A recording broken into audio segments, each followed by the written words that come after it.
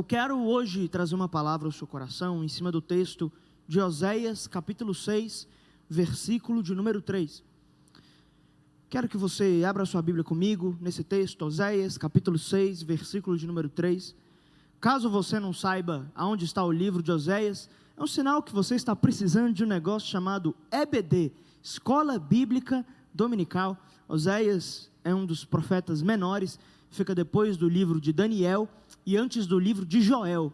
Isso provavelmente não te ajudou também, mas está tudo certo, você vai achar em nome de Jesus.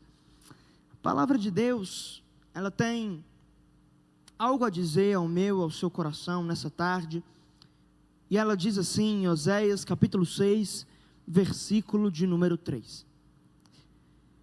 Conheçamos o Senhor, esforcemo-nos por conhecê-lo. Tão certo como nasce o sol, ele aparecerá. Virá para nós como as chuvas de inverno, como as chuvas de primavera, que regam a terra. Que posso fazer com você, Efraim? Que posso fazer com você, Judá?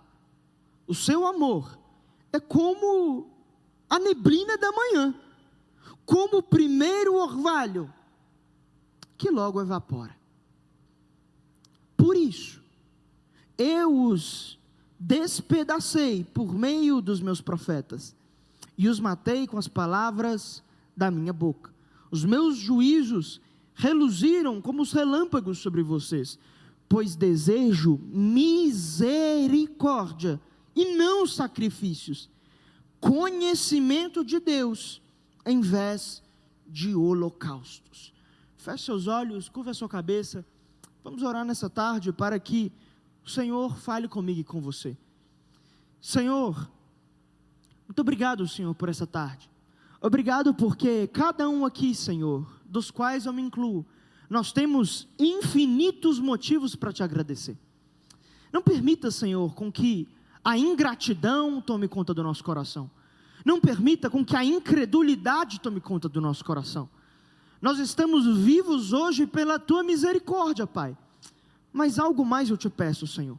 Que haja no coração de cada um que nos ouve e nos assiste nessa tarde, Senhor, espaço para a voz do Espírito Santo falar nesse momento. Para que a tua palavra seja pregada. Que não haja endurecimento de coração. Que não haja ausência de fé, não, muito pelo contrário, haja acolhimento da tua palavra e arrependimento, Senhor.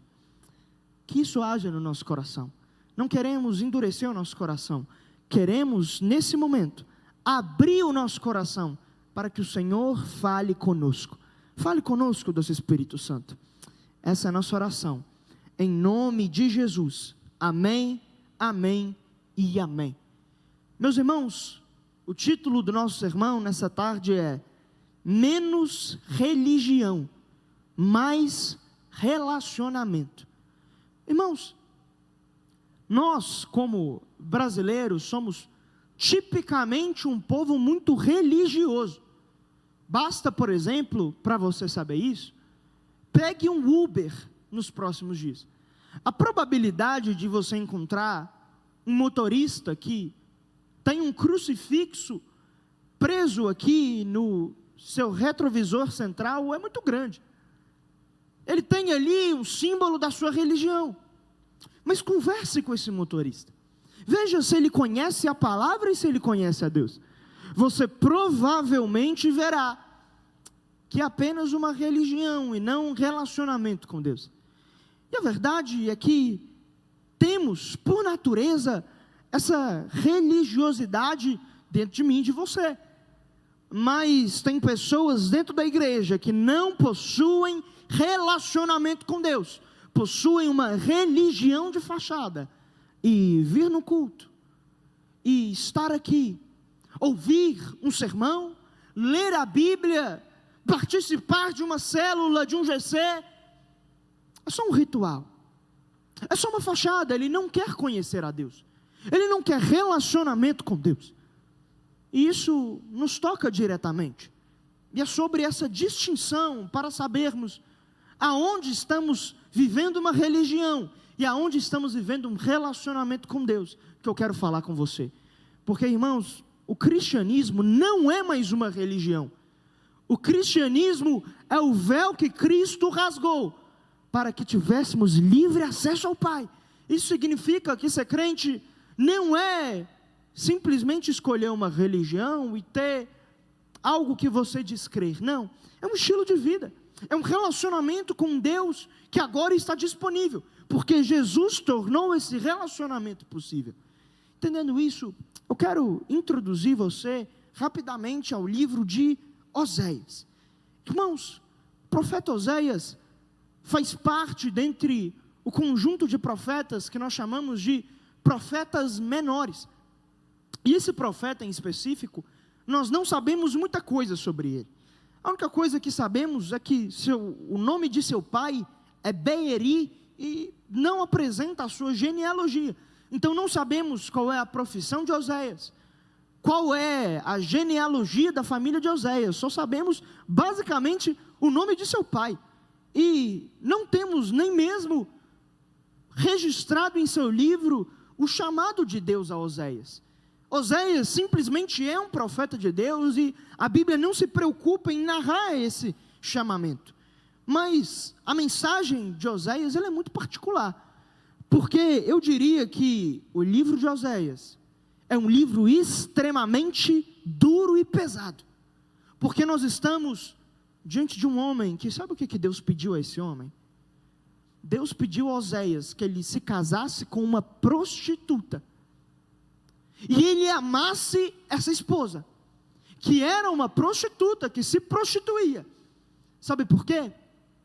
Porque a partir dessa dor, da traição, da rejeição de Oséias, em que ele amava uma mulher, mas essa mulher o vendia por dinheiro, esse sentimento de traição, esse sentimento de desamparo, de abandono, mediante esse sentimento, Deus diz: Oséias, sabe por quê que eu te fiz passar por isso? É porque é exatamente assim que eu me sinto com o meu povo. Eu sou casado com a nação de Israel do norte e Judá, que são as duas tribos do sul, e elas são como uma esposa infiel para mim, vivem me adulterando e se deitando com os seus amantes. Esse homem, ele foi chamado para poder exortar mediante a sua vida sofrida o povo de Deus que estava como uma prostituta à procura de amantes, em sua infidelidade. Oséias, ele profetiza como o único profeta que fala a Israel do norte, as 10 tribos que ficam na região do norte. E esse livro, ele é escrito por volta do ano 748 antes de Cristo, e o pano de fundo é um pano de fundo de uma crise aguda. Israel do norte, eles passaram por uma grande crescente de bens materiais. Eles estavam ricos, eles tinham prosperidade, e nos tempos a partir de Jeroboão II, o reino de Israel do norte chegou a ser tão rico quanto o reino de Davi e de Salomão. Esse povo estava endinheirado, eles estavam vivendo um momento de crescente de bens materiais. Porém, à mesma medida que os seus bens cresciam, a depravação espiritual do povo de Deus também crescia.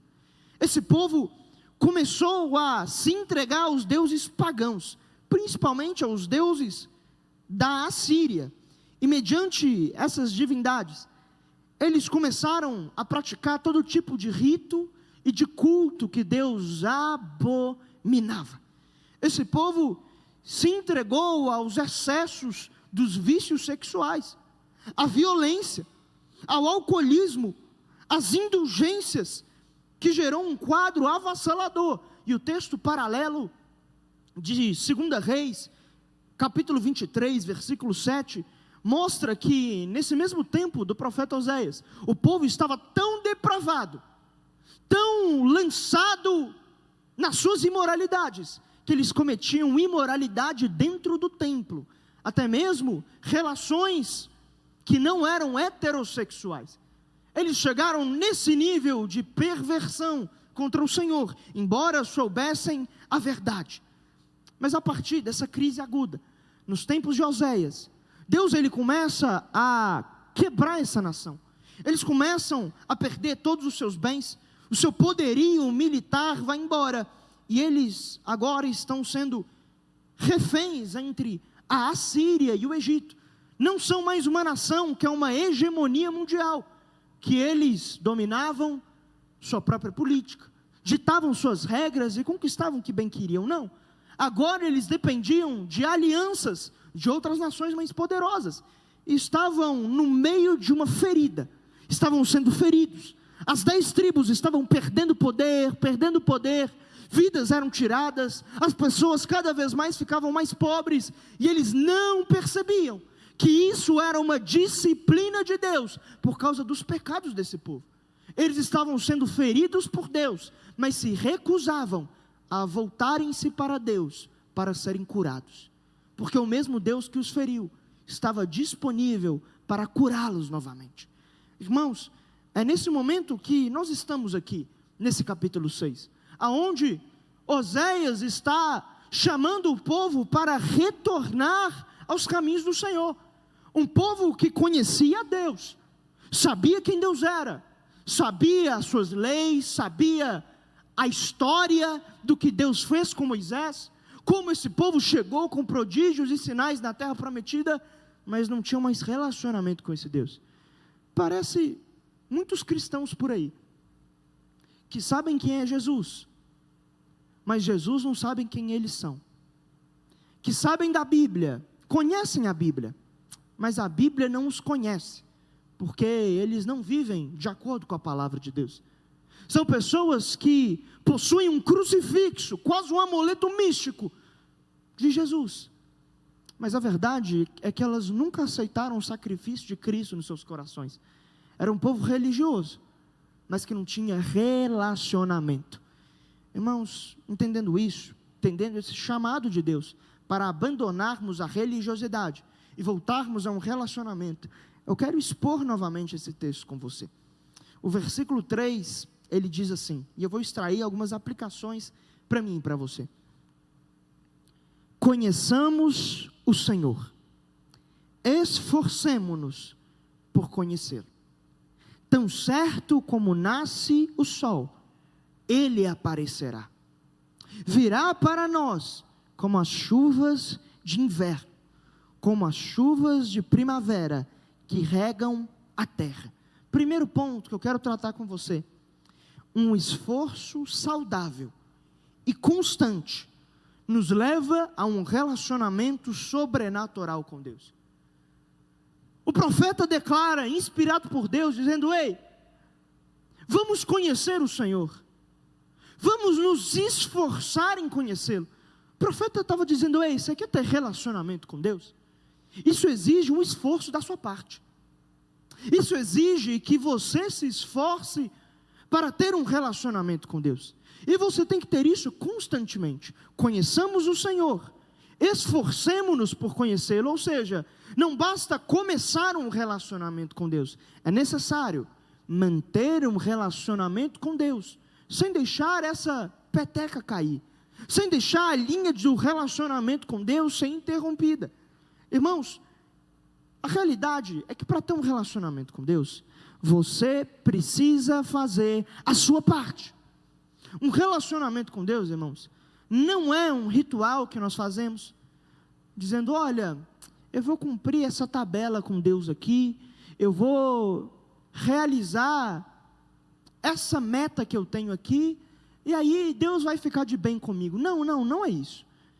A diferença total que nós temos entre uma religião e um relacionamento é que quem é um religioso, ele trata a Deus quase como um chefe do trabalho, que tem que ser apresentado um projeto.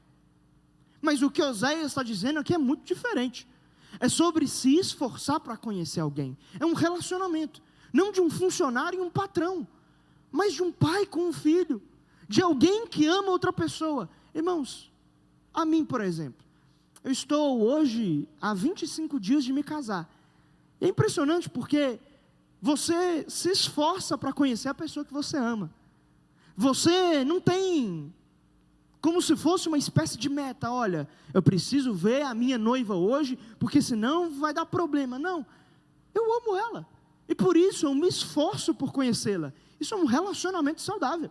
Isso é um esforço constante. Isso é uma vontade de conhecê-la. Por quê? Porque eu amo a presença dela. Irmãos, com Deus é a mesma coisa. Não é um projeto que nós temos que apresentar a Deus. Não é um funcionário e um patrão. Mas é um noivo e a sua noiva. É um relacionamento que nós temos que nos esforçar. Irmão, deixa eu te perguntar. Você tem se esforçado constantemente para buscar a Deus? A sua vida com Deus tem sido sua prioridade? A sua leitura bíblica tem sido uma realidade ou tem sido só uma teoria distante? Porque muito nós falamos sobre ler a Bíblia, e sabemos disso. Mas sabe por que nós não lemos a palavra de Deus? É porque nós não queremos ter relacionamento com Deus. Porque a Bíblia é a palavra de Deus. Quando eu leio ela, é Deus falando comigo. É um relacionamento íntimo de um pai com um filho. E aí sabe por que você não lê a sua Bíblia? Porque você é um religioso. Você não é alguém que quer ter relacionamento com Deus. Existe um esforço. A salvação, irmãos, é de graça. Mas sabe qual é o preço da presença? É o tempo. É um esforço diário para eu abrir a minha Bíblia e deixar ela ler o meu coração. É um esforço diário para eu separar um tempo na minha rotina, que, acredite você ou não, é muito puxada, é muito atarefada, tem muitos compromissos, mas é um esforço meu de separar um tempo ao Senhor, para que eu ore durante aquele dia, e eu fale com o meu Pai. É um esforço constante, saudável e necessário. É um esforço saudável e constante eu louvar o Senhor, porque essa é uma das maneiras de ter relacionamento com o Senhor. É um esforço constante, e não é fácil, eu ter uma vida prática de jejum, porque o jejum, ele mata a nossa carne, e nos torna sensíveis à voz do Espírito Santo. E sabe, temos vários cristãos que estão falando: Deus, fala comigo, eu quero ouvir a sua voz. Mas a Bíblia está empoeirada dentro dessa gaveta do seu quarto. Deus, fala comigo. Mas não sabe a última vez que fez um jejum para poder matar a sua carne e ser sensível à voz de Deus. E diz: Senhor, por que o Senhor fala com todo mundo? Aqui ó, Deus falando, Deus calado, Deus falando, Deus calado. Está aqui, irmão. Existe um esforço da nossa parte. Tiago diz: ei, pecadores, aproximem-se de Deus, e Ele se aproximará de vocês. Deus não está distante de você, é você que está distante dEle. É você que é um religioso, e não alguém que quer relacionamento com Ele. Deus não está distante. Somos nós que estamos à procura de uma religião, e não de um relacionamento. E Oséias nos garante que Deus certamente virá. Se tivermos esse esforço em buscar a Deus, Deus certamente virá. Ele mostra que tão certo como o sol nasce de manhã, Deus vai vir. Irmãos, hoje o dia ficou de manhã e eu acho que você percebeu isso. Mas você não acharia estranho se o céu tivesse claro, se acordasse de manhã, se fosse trabalhar, não sei se você acordou 6 horas, 6:30 da manhã, não sei que hora você acordou, mas o céu está todo claro, e de repente, você está procurando sol, e você não acha o sol. Acho que isso seria um choque global. Está de dia e o sol não apareceu. Por quê? É impossível, como assim? O céu está claro e o sol não está lá. Não tem como. O sol é justamente o que dá claridade ao céu. É com essa mesma certeza que Oséias está dizendo: olha, está de dia no céu? Ok, você tem certeza que o sol está lá. Com essa mesma certeza, Oséias nos garante que se tivermos um esforço em conhecermos a Deus, Deus aparecerá para mim e para você. Deus falará com você. Deus se revelará a você. Deus se revelará como seu Pai de amor. Deus se revelará a você por meio da sua palavra. O Espírito Santo vai sim ter uma revelação direta ao seu coração. É com essa mesma certeza. E além disso, o texto garante que Deus viria com a chuva de inverno e a chuva de primavera. Para um judeu que morava ali na região de Israel, a chuva é algo importantíssimo, porque num terreno árido, de um deserto, a chuva é o único meio para aquele povo sobreviver, para que haja plantio, haja comida, haja de fato crescimento naquela nação. E as chuvas mais importantes para o povo judeu são as chuvas de inverno e de primavera, porque a chuva de inverno, ela é a chuva que vem primeiro e começa a devolver a vida ao terreno, e a chuva de primavera é a chuva mais proveitosa de todas, porque é a última, aonde as maiores torrenciais vêm dos céus, e existe muita água em Israel nesse tempo. É a maior bênção para o povo judeu, no momento em que essas duas chuvas vêm. E Oséias está dizendo, assim como essas chuvas vêm, e elas são uma bênção, elas devolvem a vida, elas devolvem o alimento, assim é com quem busca a Deus. Quem busca a Deus e se esforça em buscar a Deus, ele volta a ter vida dentro dele. Sabe por quê? Longe da presença de Deus não existe vida. A nossa vida é encontrada quando buscamos a Deus. O nosso dia tem sentido quando buscamos a Deus. As coisas voltam a florescer e nós temos alimento espiritual quando buscamos a Deus diariamente. Existe um único segredo para um relacionamento sobrenatural com Deus: constância no básico. O segredo de um relacionamento sobrenatural com Deus é constância no básico. Se nós analisarmos, por exemplo, o que aconteceu no dia de Pentecostes, foi exatamente isso. Atos capítulo 2, eles estavam reunidos num só lugar, e eles passaram 10 dias, de acordo com o Evangelho de Lucas, capítulo 24, lá no versículo 54, eles passaram 10 dias constantemente, orando e louvando a Deus, e ocorreu o maior avivamento da história. Sabe por quê? Os apóstolos foram constantes no básico, e aconteceu o sobrenatural da parte de Deus. Você quer viver um relacionamento sobrenatural com Deus? Pois bem, faça o básico que você já sabe.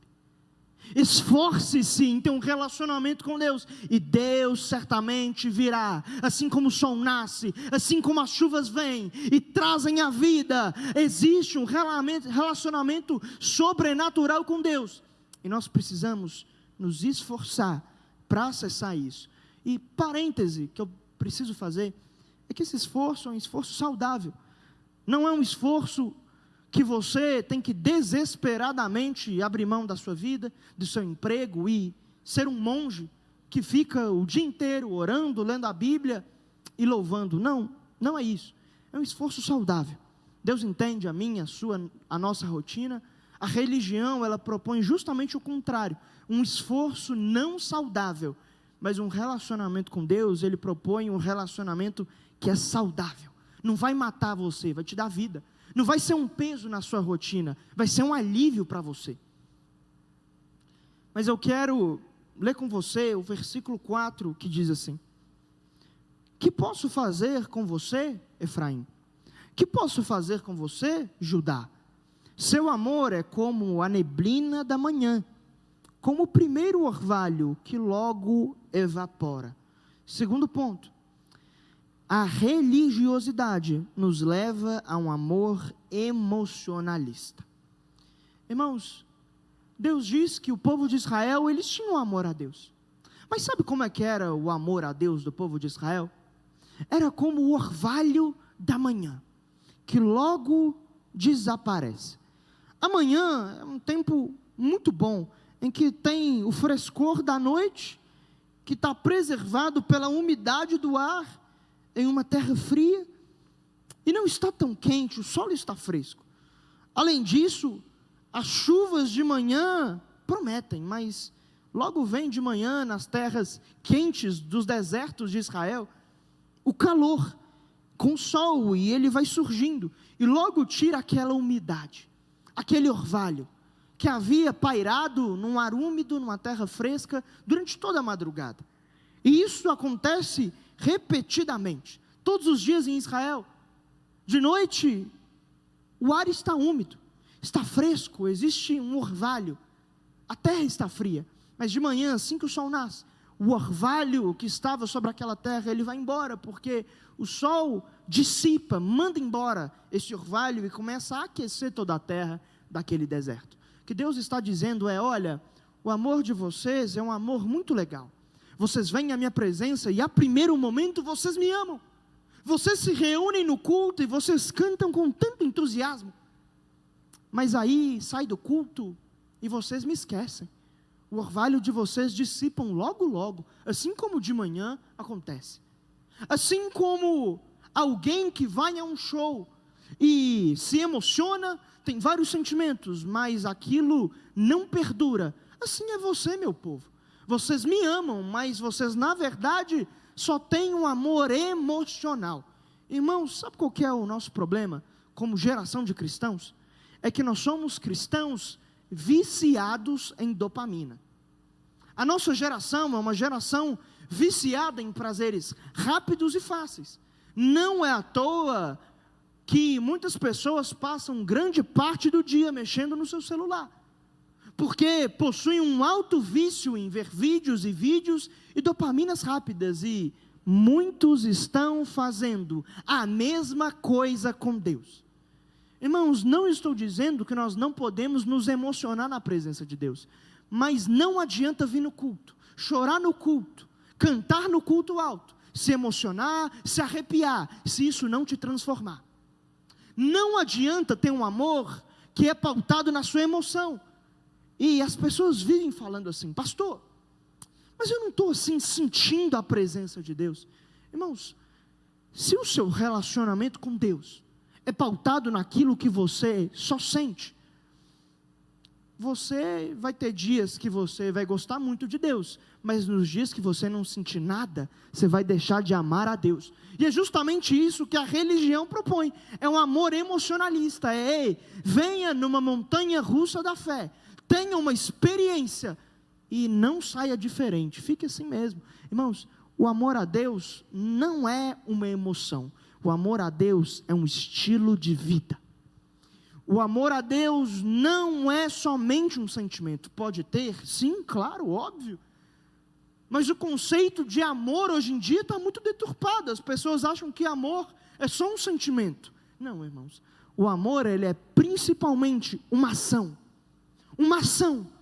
Jesus nos amou, mas sabe como é que ele nos amou? Ele desceu dos céus e morreu numa cruz. O amor dele era comprovado por aquilo que ele fazia. O nosso amor a Deus, ele pode ter sentimentos, mas ele tem muito mais ações do que sentimentos. Isso significa, irmão, que vai ter dia que você não vai estar a fim de ler sua Bíblia. E aí, porque você não está sentindo nada, você vai deixar de ler a palavra de Deus?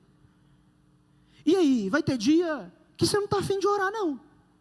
E aí, só porque você não está sentindo, não está vendo, não está se arrepiando, isso significa que você não deve orar da mesma maneira? Jesus orou com a alma angustiada, e a gente está querendo sentir um êxtase para poder orar. Estamos lá, querendo sentir algo para poder jejuar. Não, irmão, para você jejuar, sabe o que você vai sentir? Raiva. Você vai sentir vontade de não fazer isso, porque você está indo contra a sua carne. Mas quem ama a Deus faz mesmo sem sentir. O amor a Deus não é emocionalista. Não podemos cair nesse extremo.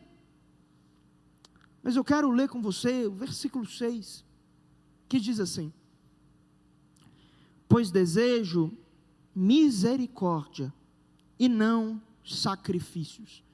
Terceiro ponto: a religião quer buscar sem te mudar, o relacionamento quer paixão que gera transformação.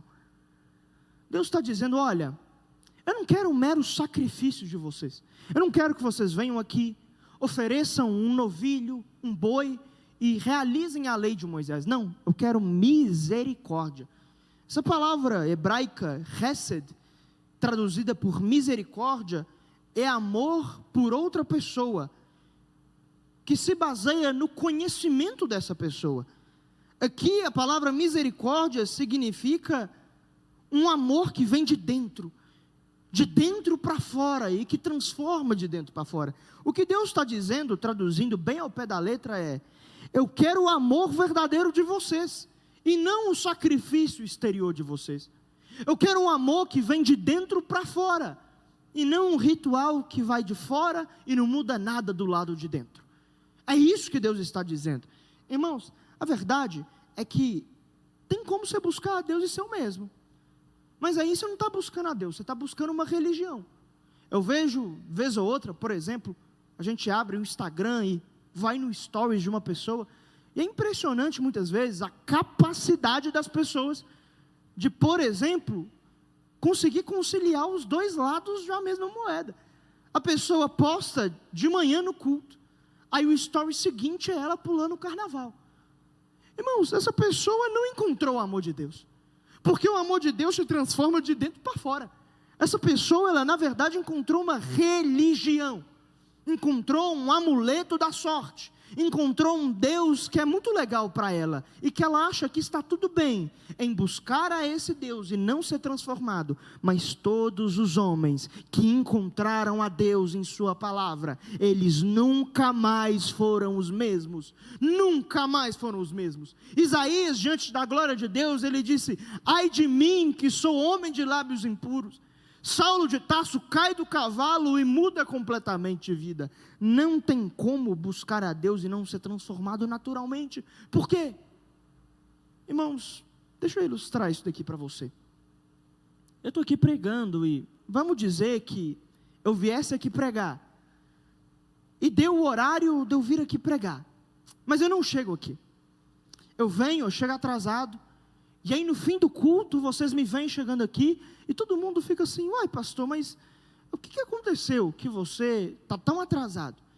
E eu, desse jeitinho que eu estou aqui, eu viro e falo: bom, o que aconteceu foi o seguinte, eu estava vindo aqui para a igreja, e enquanto eu vinha para cá a pé, um caminhão me atropelou enquanto eu vinha para cá. Só que eu estou nesse estado. Você iria achar no mínimo suspeito, porque eu estou dizendo que um caminhão me atropelou, e eu estou aqui com o relógio no braço, a camisa não está rasgada, eu não estou sangrando, eu não estou roxo, não estou nada. Não parece que eu tive um encontro com um caminhão. Sabe por quê, irmãos? Aquilo que nós encontramos que é poderoso, isso nos transforma completamente. Quem encontra o amor de Deus, encontra o caminhão mais poderoso do universo. E quando a flecha do amor de Deus estoura em nosso peito, quando vemos Cristo pregado na cruz, irmãos, isso nos muda de dentro para fora, porque é o amor mais poderoso do mundo, é o amor de um Deus que matou o seu Filho por nós, é o amor de um Deus que é a própria vida, e morreu para nos devolver a nossa vida, enquanto estávamos na morte. O encontro com esse amor, se for um relacionamento, ele gera mudança, paixão, que gera transformação.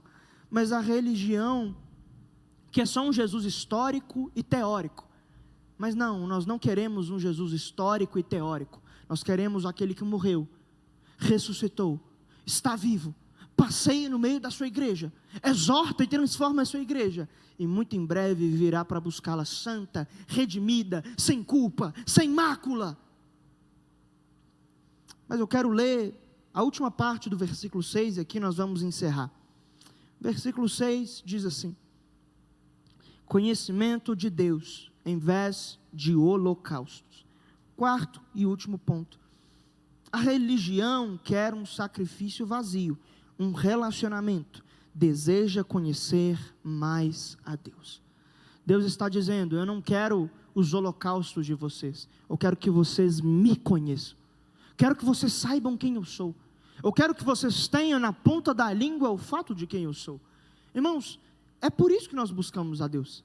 Você não busca a Deus porque somente, entenda o que eu vou dizer, eu estou precisando de um carro, de um bem, de um apartamento. Isso é válido pedir a Deus? É óbvio, Jesus nos ensinou a orar por isso. Mas irmãos, a realidade é que eu não busco a Deus só por causa disso. Eu busco a Deus porque eu quero conhecer a Deus. Eu quero saber quem é esse Deus, porque a maior bênção do povo de Deus não é os mimos, os presentes de Deus. A maior bênção do povo de Deus é conhecer a Deus e prosseguir em conhecê-lo. É entender que Ele é um Deus santo, e quando eu conheço esse Deus santo, Ele me santifica. É entender que esse Deus é amor, e quando eu conheço um Deus que é amor, revelado na sua palavra, eu passo a amar até mesmo os meus inimigos.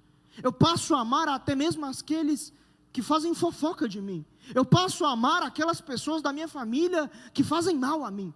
É quando eu conheço um Deus que Ele é generoso, que eu paro de ser um mesquinho, ganancioso, e eu me torno alguém que tem vontade de ajudar o próximo, que chega num culto e fala: irmão, você está precisando de carona para poder ir para casa?